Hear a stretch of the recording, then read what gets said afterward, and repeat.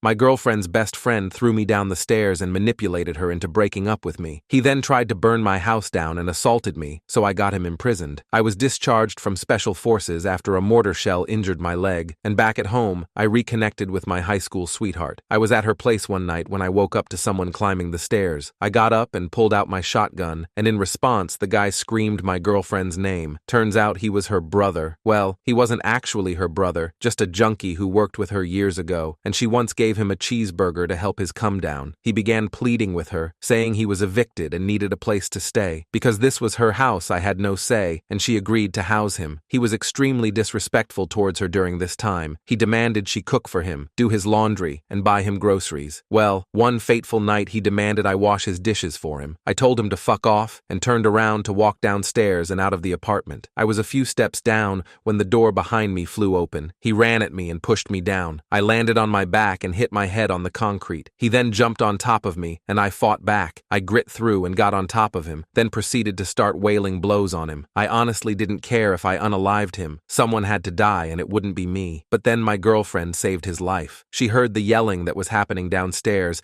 and she came running and found me on top and wailing down blows on him over and over. She screamed for me to get off, and I did. As soon as I did, his mouth started running. Sister, he threatened to unalive me, and he attacked me and threw me down the stairs because I asked him to bring back the PS3. I honestly thought she might believe him for a moment, but thankfully, she knew that was lies. The neighbor's security camera outside backed that up. That morning, I took her to work. I took her 3-year-old daughter to daycare. One thing I need to mention is that my girlfriend had a 3-year-old daughter whose dad wasn't in the picture, and she was the sweetest and most adorable little girl ever. Anyway, after I took her to school, I went to work. I had to explain to my boss why I had bloody knuckles and why I was holding a cold pack to the back of my head. They offered to call the police so I could press charges. I told them no. My boss damn near ordered me to call the police or he'd put me on medical leave, to which I replied that I'd rather be on med leave than lose my girlfriend for calling the cops on her brother. It was made clear to me, under no uncertain terms, that I am a particularly stupid kind of eye-hole and that would come back to bite me in my butt someday. Well, he was right. Basically, brother gave her an ultimatum that either I leave and she dumped me, or he leaves and walks out of her and her daughter's life, which, to be fair to my ex, that loser had been the only constant male figure in her kid's life since she was born, so that would have been devastating for the gremlin, and she wanted to spare her that kind of pain. And so that meant I got the axe. Honestly, I'd have rather taken an actual axe to the heart, because what I actually felt was way worse. It's one thing when you're saying goodbye to the woman you love, but to have to also say goodbye to a sobbing little kid you wanted so much in your heart to adopt and make your own? I don't want to meet the man who can hold back the tears from that. That man scares me. I went back to my apartment. I put together a little box with the toys and keepsakes and clothing items they'd left behind and waited for the right time to bring it by her work. I was a broken man, but that little fucker, he wanted to kick me while I was down. He had mentioned a while ago he had friends who would kick my butt if they ever got the chance, and I always thought he was bluffing. Well, he wasn't bluffing. He did have some friends with rap sheets and bad intentions, and in the months that followed her and I breaking up, he put them to work. I woke up one morning to discover my car had been blocked up, the wheels taken off, and they had spray-painted stuff on my car after busting out my windows. What my insurance didn't cover cost me $2,500 in repairs. Police were called, a report was made. Surveillance footage was useless though. Faces covered, they wore gloves, so no prints, and it's not like they're rolling out the CSI to collect hair follicles off the deck for auto vandalism. 2 weeks later, an attempted arson attack on my front door. Someone wearing a mask and a hoodie lit a Molotov cocktail and threw it at my front door's welcome mat, and if it weren't for the apartment's fire sprinklers actually working, my apartment would have burnt down with me in it because I wasn't jumping from the third-floor balcony. That was a more serious crime. Cops were very interested in solving it, but again, no usable prints, face covered for the camera, etc. Then it was quiet for a month. My ex had reached out to me when she heard about the fire, and I told her I knew it was her brother, but I didn't have any proof. She said she'd say something to him, and coincidentally, nothing happened again for a while, until I guess cops came around asking to talk to him, because obviously I gave them his name as a person of interest. In the month and some change since our spat, she basically forced him to find some kind of work, or she was going to kick him out. So, he had gotten a part-time gig at an auto shop in town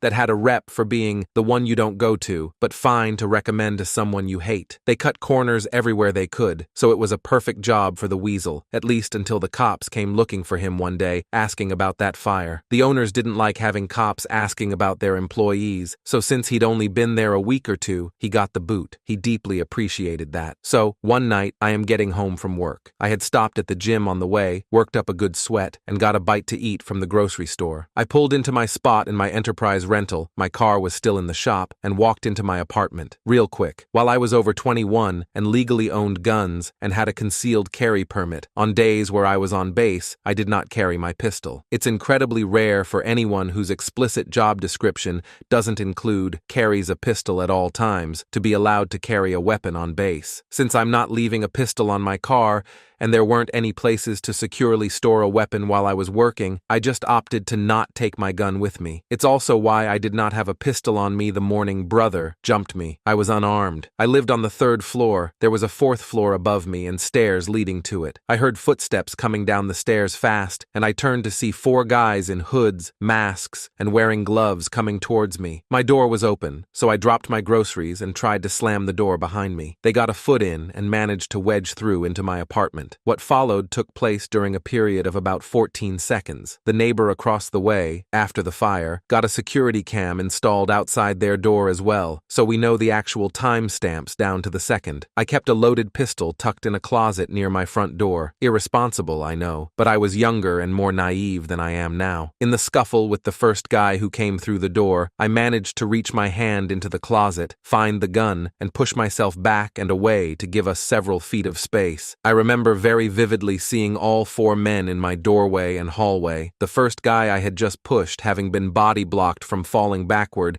and was starting to come toward me a second time. I raised my pistol. This one was a SIG P226 chambered in .40 Smith & Wesson, and just as I heard one of them shout, "Gun," I started lining up shots and pulling the trigger. There were no limb shots, no shooting to scare them. I didn't try to wing them. Body, head, as I had trained, as I had been taught. The first guy went down, the second guy caught 2 of the through-and-throughs from the first guy before I plugged him in the forehead. The third guy stopped dead in his tracks before catching 4 center of mass, and the fourth guy was halfway out the door before I emptied the rest of my magazine into him through friend number 3 and whatever I could see and aim at. Well, unfortunately the AY hole lived, but what that meant was that I couldn't be charged in the most serious way possible for it. However, the first 3 recipients of my high-velocity sleeping pills didn't live. The first guy insides were all over the second guy. The second guys were all over my wall. They were all pronounced dead on the scene. The fourth guy was my ex's brother. Of the 3 bullets that connected him, 1 grazed his butt, the other thoroughly lodged itself in his right butt cheek, and the third one hit him square in the spinal cord, right around the kidney area, shattered his spine, and completely destroyed his lucrative career in competitive breakdance and bicycling. He was paralyzed from the navel down, had to have a permanent catheter to catch his pee,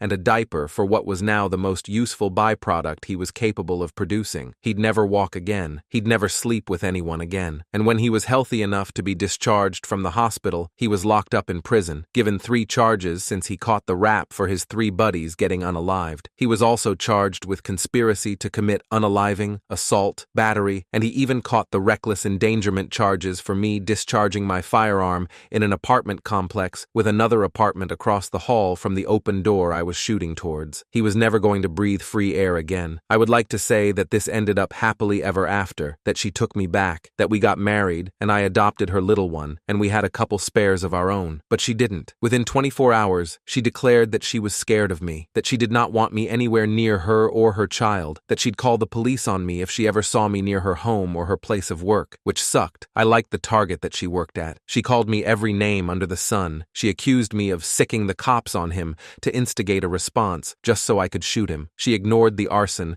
the vandalism, the various threats he'd thrown at me in the previous months we were together. I never saw her again. She blocked me on everything. Her family blocked me. She changed her number, she transferred to a different target, and after a couple of months she moved to a different apartment in a different part of town. It has been 8 years, and I still haven't heard from her. I know she's alive. Friends of friends informed me she got married in 2020, had a second kid, and is happy, so more power to her. I never got my happy ending. My white picket fence. Believe it or not, unaliving 3 guys, even for a person trained for war and conditioned for the possibility that one day he might have to do it, messes with your head, especially when you consider it happened in your home and not in Baghdad. There's a huge mental and emotional disconnect and difference between unaliving someone for work and unaliving someone because your life was in danger. I had PTSD. I couldn't touch any of my guns, once I got them back, for a full year without having panic attacks. The Navy was great about it all. They aided with the investigation,